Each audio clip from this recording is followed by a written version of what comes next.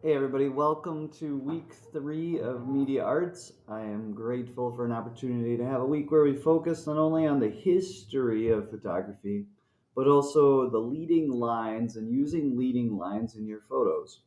This is something that I see in photography, and it's always fascinating how impressive students' work can be when they follow these guidelines of the rule of thirds, like we talked about last week. And now, this week, the idea of leading lines and having your vantage point as a photographer.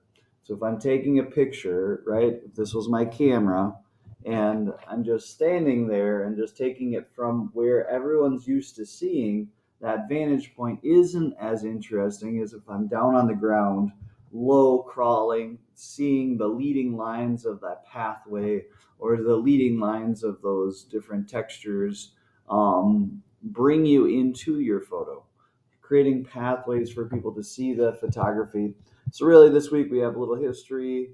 And then we have just basically growing in this concept of leading lines with a video and some resources.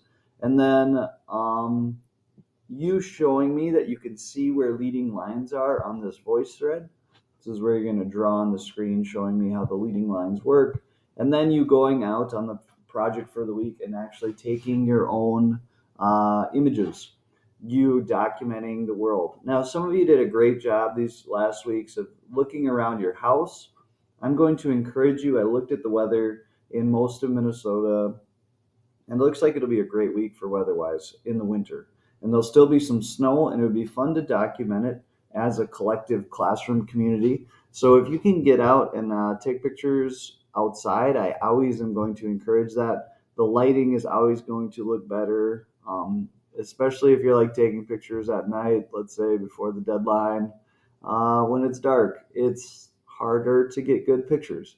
So leave yourself some time to do some exploring and treat this class as an excuse to be awesome and creative and explorative. Obviously, I'm understanding some weeks are better than others in this way, but I am curious to see what your surrounding area looks like. How can you find beauty in your neighborhood? That's a question that I'm always curious about for my neighborhood. All right, that's all I got for you this week. Leading lines. Have a great week and look forward to seeing what you come up with. Thanks.